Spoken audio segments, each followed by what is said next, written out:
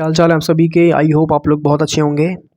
तो आपको बताना चाहते हैं कि आज हम मोस्ट इंपॉर्टेंट क्वेश्चन करने वाले हैं। ठीक है, अभी तक हमने टोटल 80 क्वेश्चन कर लिए हैं। अगर आपने नहीं देखा है तो लिंक डिस्क्रिप्शन में पड़ा हुआ है प्लेलिस्ट का, वहाँ से जाके आप देख सकते हैं सारे क्वेश्चन।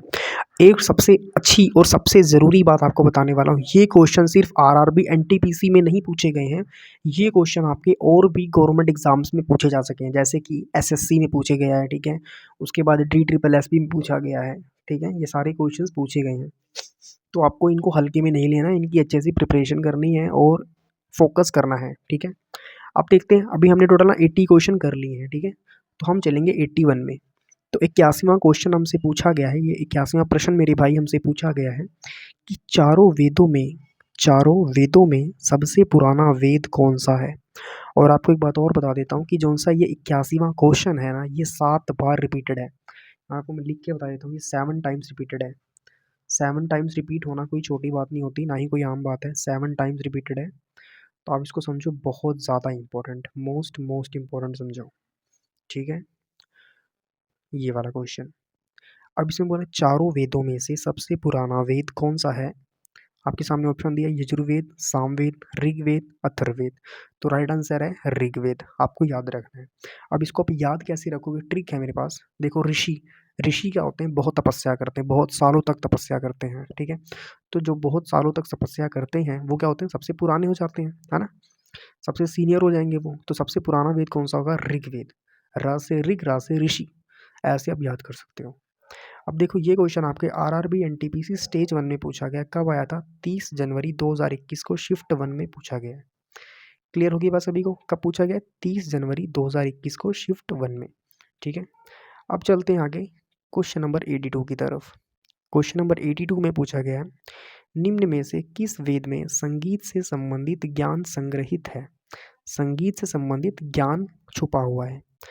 ऑप्शन है ऋग्वेद, अथर्ववेद, सामवेद, यजुर्वेद। तो इसका राइट आंसर है सामवेद। ठीक है, और ये क्वेश्चन भी आपके आरआरबी एनटीपीसी स्टेज 1 में पूछा जा चुका है। कब पूछा गया है, 31 जनवरी 2021 को शिफ्ट 1 में पूछा गया है। और ये क्वेश्चन सेम एसएससी एमटीएस में भी पूछा गया था। ठीक है, देखो जहाँ जहाँ जो क्वेश्चंस पूछे गए हैं अलग अलग गवर्नमेंट एग्जाम्स में, जितना मैंने रिसर्च करा है वो सारा आपको बताऊंगा। ठीक है, बिल्कुल भी घबराना नहीं है, बिल्कुल भी टेंशन नहीं लेनी है। जितने क्वेश्चन आपको करा रहा हूँ सारे के सारे बहुत ज़्यादा इंपॉर्टेंट हैं।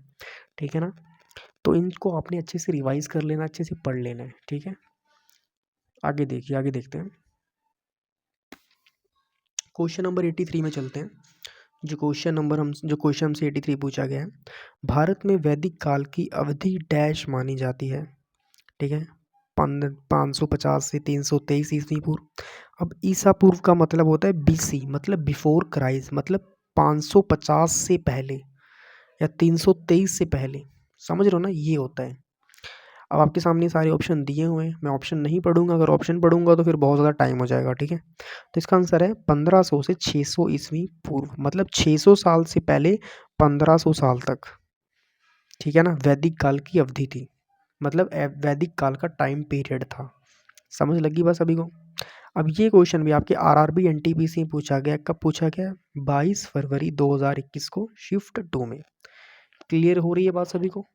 अगर आपके पास कोई भी डाउट है, कोई भी आपको कुछ समझ नहीं आ रहा, कोई भी दिक्कत परेशानी हो रही है आपको रिगार्डिंग क्वेश्चंस में, तो आप मुझे कमेंट कर सकते हो। मैं आपको पूरी मतलब कोशिश करूँगा आपको रिप्लाई करने की। ठीक है, तो कोई भी दिक्कत परेशानी आपको आ रही है तो आप हमसे कमेंट में पूछ सकते हो, हमसे बात कर सकते हो आप। ठीक है, तो घबराना बिल्कुल भी नहीं है, आप सभी हमारी यूडो फैमिली हो। ठीक है, और आप सभी को बस यही बोलना चाहेंगे कि अच्छे से पढ़ाई करें। कहीं कुछ दिक्कत परेशानी हो रही है तो आप बेझिझक टाइप करके कमेंट में पूछ सकते हैं। ठीक है, आगे देखिए, आगे क्या लिखा हुआ है। क्वेश्चन नंबर 84 में, वेदों का इनमें से कौन सा अंग जटिल शब्दों के अर्थ एवं व्याख्या के लिए प्रसिद्ध है। कल्प, छंद, व्याकरण, निरुक्त। तो इसका आंसर होगा निरुक्त। ठीक है, और ये भी आपके आरआरबी एनटीपीसी स्टेज 1 23 फरवरी 2021 की शिफ्ट 1 में पूछा जा चुका है। क्लियर होगी बात सभी को।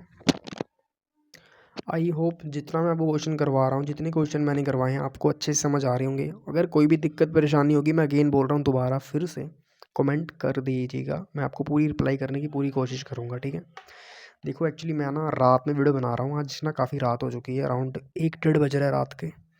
इसलिए मैं थोड़ा स्लो बोल रहा हूँ ताकि आवाज़ मतलब ज़्यादा गूंजे ना। एक्चुअली जिस कमरे में बैठ के मैं वीडियो बना रहा हूँ ना, यहाँ पे ना थोड़ी आवाज़ इको प्रोड्यूस ज़्यादा होती है, लाइक आवाज़ गूंजती बहुत है, इसलिए मतलब मैं थोड़ा स्लो स्लो बोल रहा हूँ। ऐसा नहीं कि मेरे पास माइक वाइक है, पर फिर भी स्लो थोड़ा बोलना पड़ता है ना, लाइक बाहर आवाज़ ना जाए। खैर चलते हैं आगे, नेक्स्ट क्वेश्चन की तरफ चलते हैं। अब देखिए क्वेश्चन नंबर 85 में चलते हैं। क्वेश्चन नंबर 85 में हमसे क्या पूछा गया है, निम्नलिखित में से किस वेद में रोगों के उपचार के बारे में वर्णन किया गया है। मतलब देख सकते हो जो हमारे वेद हैं उनमें सब कुछ पता है। अगर आपको कोई बीमारी हो रही है तो आप ये वाला वेद में ये वाला पन्ना पढ़ के देखें, आपको सारा चीज़ पता लग जाएगा। तो ये सारी चीज़ें हमारे प्राचीन वेदों में सब कुछ लिखा हुआ है। समझ रहे हो मेरी बात? तो हमें बस क्या करना है, हमें अच्छे से उन पे फोकस करना है बस। ठीक है, तो ऑप्शन दिए आपके सामने में, ऋग्वेद, यजुर्वेद, सामवेद, अथर्ववेद। इसका राइट आंसर क्या होगा? अथर्ववेद। ठीक है, जो अथर्ववेद है, मैं तो आपको सलाह दूंगा अगर आपके पास टाइम बचे ना, एक बार आप अथर्ववेद ज़रूर पढ़ना, क्योंकि अथर्ववेद पढ़ने के बहुत ज़्यादा बेनिफिट हैं।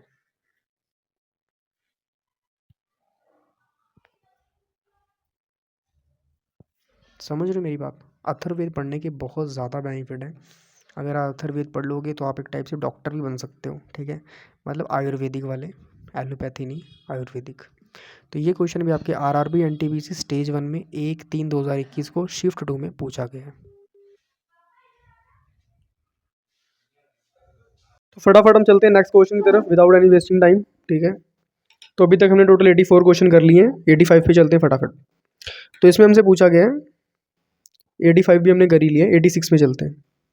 ठीक है, तो 86 हमसे क्या 86 क्वेश्चन हमसे क्या पूछा गया उसकी तरफ फोकस करते हैं। मुंडक उपनिषद किससे संबंधित है? ऑप्शन दिया है सामवेद, अथर्ववेद, यजुर्वेद, ऋग्वेद। तो जो मुंडक उपनिषद है वो किससे है रिलेटेड, संबंधित किससे है? वो है अथर्ववेद से। ठीक है, और ये क्वेश्चन भी आपके आरआरबी एनटीपीसी स्टेज 1 में पूछा गया है, 5/3/2021 को शिफ्ट 1 में पूछा गया है। कहने का मतलब 5 मार्च 2021 को शिफ्ट 1 में पूछा गया है। और सेम यही क्वेश्चन आपके उसमें पूछा गया था, क्या कहते हैं, CHSL एग्जाम में। ठीक है, चलिए फटाफट चलते हैं नेक्स्ट क्वेश्चन की तरफ।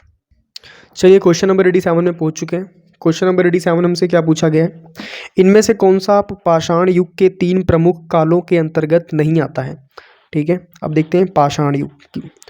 पूरा पाषाण, नवपाषाण, ताम्रपाषाण, मध्यपाषाण। अब देखो सीधी सी बात है, जिन्होंने पाषाण काल पढ़ा होगा, एंशिएंट हिस्ट्री का मेन पॉइंट ही पाषाण काल है। अगर आपने पाषाण काल नहीं पढ़ा समझो आपने कुछ भी नहीं पढ़ा। तो पाषाण काल के जो क्वेश्चंस है ना, ये बहुत ज़्यादा इंपॉर्टेंट क्वेश्चन है। और जितने भी ये कैंडिडेट्स देख रहे हैं, जितने भी रेलवे के एस्पिरेंट देख रहे हैं, एसएससी के एस्पिरेंट देख रहे हैं, किसी भी गवर्नमेंट एग्जाम की आप तैयारी कर रहे हो, पाषाण काल से क्वेश्चन आपको 3-4 पूछे ही जाएंगे।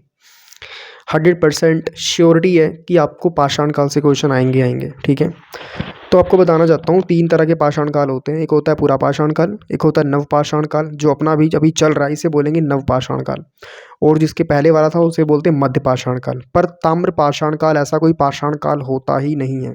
ठीक है, इसीलिए ताम्रपाषाण काल जो सा होता है इन कालों के अंतर्गत नहीं आता है।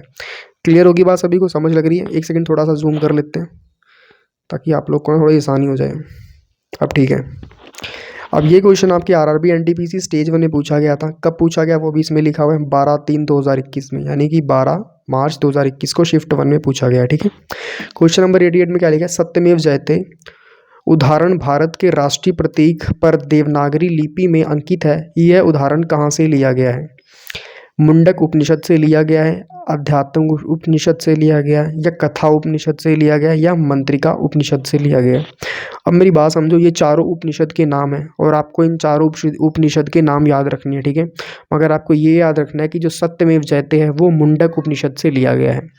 क्लियर होगी बात सभी को?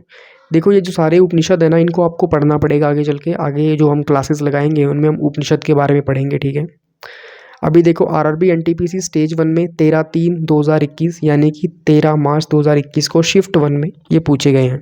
ठीक है, चलिए फिर मिलते हैं नेक्स्ट वीडियो में। Till then good bye everybody, take care. और सबसे इंपॉर्टेंट चीज़ है कि जो हमने प्लेलिस्ट बनाई है, प्लेलिस्ट का लिंक हमने डिस्क्रिप्शन में डाल दिया है, आप जाके प्लेलिस्ट देख लेना।